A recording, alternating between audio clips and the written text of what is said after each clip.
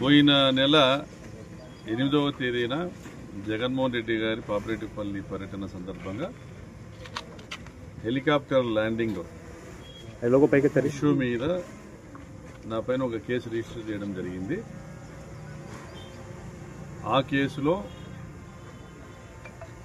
41 notice ఇవ్వమనేసి high court ఆదేశాలు ఇవ్వడం జరిగింది. అంటే అరెస్ట్ చేయకూడదు, 41 నోటీసు ఇవ్వండి, వివరణ తీసుకోండి అని ఆదేశాలు ఇవ్వడం జరిగింది. అందులో భాగంగా పోలీస్ క్వశ్చనైర్కి నా స్టేట్మెంట్ రికార్డ్ చేయించడానికి రావడం జరిగింది.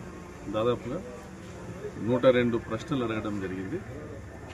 హెలికాప్టర్ ల్యాండింగ్ విషయంలోనూ, హెలిప్యాడ్ ఏర్పాటు విషయంలోనూ, ఆ కార్యక్రమ నిర్వహణ విషయంలోనూ, మరియు జగన్ గారు తిరుగు ప్రయాణము దారి మార్గాన వెళ్ళేటువంటి విషయంగాను చాలా ప్రశ్నలు అడిగారు. సో దీనికి అన్నిటికీ కూడా సమాధానాలు చెప్పడం జరిగింది. నా పరిమితిలో రాప్తాడు నియోజకవర్గపు మాజీ ఎమ్మెల్యేగా, ఈ నియోజకవర్గ పార్టీ సమన్వయకర్తగా నాకున్నటువంటి పరిమితులలో అందులో నా పాత్ర ఏంటి,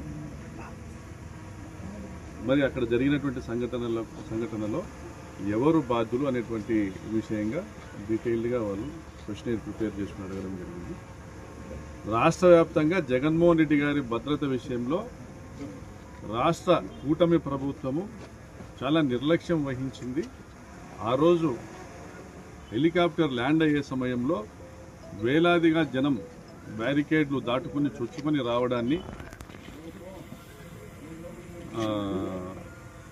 విమర్శ చేస్తూ, నిజంగా పోలీసులు అడిక్వేట్ ఫోర్స్ను వినియోగించి ఉంటే, కావలసినటువంటి భద్రతా సిబ్బందిని ఉపయోగించి ఉంటే జనం ఎందుకు చొచ్చుకొని వస్తారు, బ్యారికేడ్స్ను దాటి ఎలా వస్తారు, పోలీసుల నిర్లక్ష్యం వల్ల ఇది జరిగిందనేది రాష్ట్ర వ్యాప్తంగా విమర్శలు వచ్చాయి. వైఎస్ఆర్ కాంగ్రెస్ పార్టీ రాష్ట్ర నాయకత్వం కూడా ఒక జెడ్ కేటగిరీ భద్రత ఉన్నటువంటి ప్రతిపక్ష నేతటువంటి భద్రత ఇదేనా అనే విధంగా ప్రశ్నించడం జరిగింది. దీన్ని కేంద్ర ప్రభుత్వం దృష్టికి తీసుకెళ్తామనేసి కూడా పలువురు వ్యాఖ్యానించడం జరిగింది. ఆ సందర్భంగా మా కూటమి ప్రభుత్వం యొక్క వైఫల్యం లేదు, మా పోలీసు యంత్రాంగం యొక్క వైఫల్యం లేదు, మేము తీసుకోవాల్సినటువంటి భద్రతా చర్యలు తీసుకున్నాము. స్థానిక రాప్తాడు మాజీ శాసనసభ్యుడి వల్లనే, ఆయన జనాల్ని రెచ్చగొట్టి సమీకరించడం వల్లనే, అన్కంట్రోలబుల్గా పబ్లిక్ రావడం వల్లనే ఇది జరిగింది అని నా మీద కేసు పెట్టడం జరిగింది. వారి ప్రశ్నలన్నీ కూడా అడగడం జరిగింది. దానికి సమాధానం నేను చెప్పడం జరిగింది. అంటే బ్యారికేడ్ల భద్రత విషయంలో ముందు రోజు ఇచ్చిన సూచనలు మీరు పాటించలేదని నేను I'm not on record. Helipad ఏర్పాటు విషయంగా కానీ, హెలికాప్టర్ ల్యాండింగ్ విషయంగా కానీ పర్మిషన్ అడిగింది నేను కాదు, అనుమతి ఇచ్చి నా అడ్రస్ చేసింది నాకు కాదు, హెలిప్యాడ్ లోపలికి పలానా వాళ్ళని అనుమతించమని అడిగింది నేను కాదు, పోనీ హెలిప్యాడ్ నిర్మాణం జరుగుతూ ఉంది, దానికి సంబంధించినటువంటి ఏర్పాట్లు ఎలా ఉన్నాయి అని వచ్చి పర్యవేక్షణ ముందు రోజు కానీ అంత ముందు రోజు కానీ వచ్చి చేసింది నేను కాదు.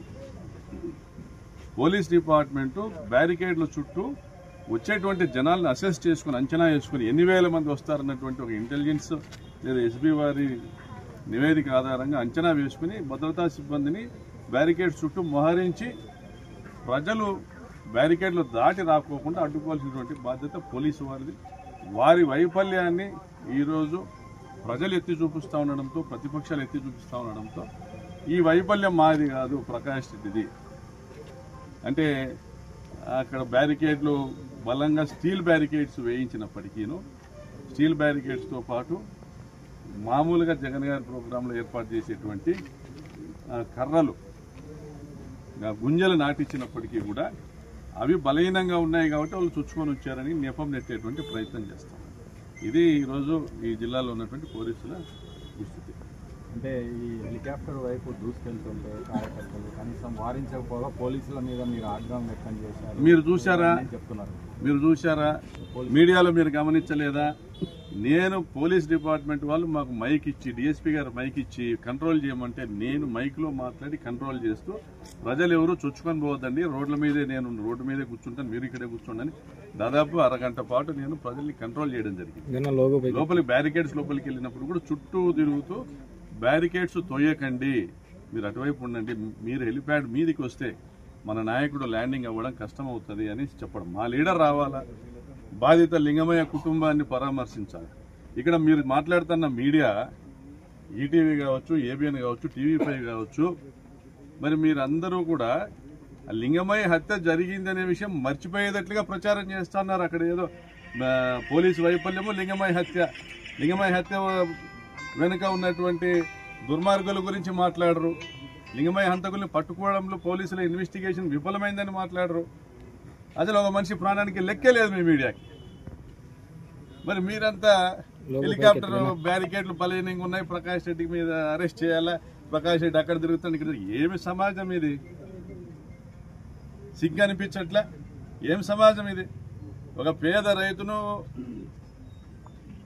అగ్రకుల అహంకారంతో, దురహంకారంతో హత్య చేస్తే దాన్ని ఖండించాల్సినటువంటి మీడియా ఏం బాధ్యత వహిస్తా ఉంది?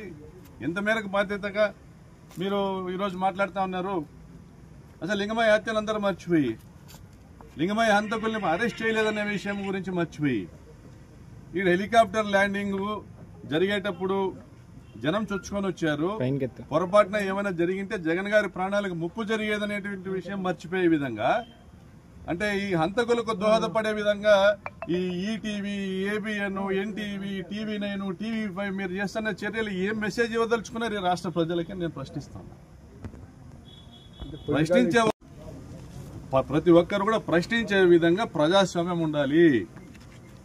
ఏ అధికారి మీద చర్యలు తీసుకున్నారు? లింగమయ్య హత్యకు 3-4 రోజుల ముందు కూడా ఆ గ్రామంలో వైఎస్ఆర్సీపీ నాయకుల ఇళ్ల మీద దాడులు జరిగాయి. అయినా కూడా మళ్ళీ లింగమయ్య హత్య కూడా జరిగింది. అంటే మీరు నిజంగా పోలీసులు కంట్రోల్ చేసే సిచ్యువేషన్లో ఉండింటే, ఆ మైండ్ సెట్లో ఉండింటే లింగమయ్య హత్య జరగదు. మరి లింగమయ్య హంతకులు ఎవరు? ఇండైరెక్ట్ గా పోలీసులే. హత్య చేసింది పరిటాల సునీత తమ్ముడు, వాళ్ళ కొడుకులు, వాళ్ళ బంధువులు. ఆ వైఫల్యంలో ఏ అధికారి పైన చర్యలు తీసుకున్నారు? జగన్ గారికి రక్షణ కల్పించే విషయంలో వైఫల్యం పైన ఏ అధికారి పైన చర్యలు తీసుకున్నారు? డిబేట్ పెట్టండి, పాల్గొంటాం. ఏంటండి సభ్య సమాజం తలదించుకునే విధంగా అసలు ఒక ఇష్యూని తప్పుదోవ పట్టించి ఏం సాధించాలనుకుంటున్నారు? ఇక్కడ జరుగుతున్న హత్య రాజకీయాలను ఈటీవీ సమర్థిస్తుందా? I'm questioning you, the journalist who has question me, I'm questioning you. ఇక్కడ ఉన్నటువంటి మీడియా ఛానల్స్ క్వశ్చన్ చేస్తున్న హత్య రాజకీయాల్ని మీడియా సమర్థిస్తుందా? తెలుగుదేశం పార్టీ సమర్థిస్తుందా? దీనికి సమాధానం చెప్పి తర్వాత మాట్లాడండి. ఈరోజు రాప్తాడు నియోజకవర్గంలో ఒక హత్య జరిగింది. దానికి బాధ్యులు ఎవరు? పరిటాల సునీత బంధువులు.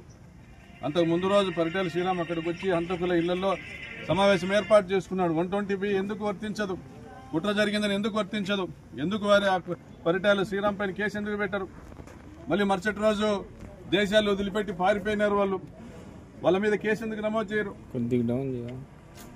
దీన్ని ప్రశ్నించే వాళ్ళ మీద కేసులు నమోదు చేస్తారా? నాన్ బెయిలబుల్ కేసులతో పాటు బెయిలబుల్ సెక్షన్స్, అంటే 7 years ఇంప్రిజన్మెంట్ బిలో ఉన్నదానికి స్టేషన్ బెయిల్ ఇవ్వాలా?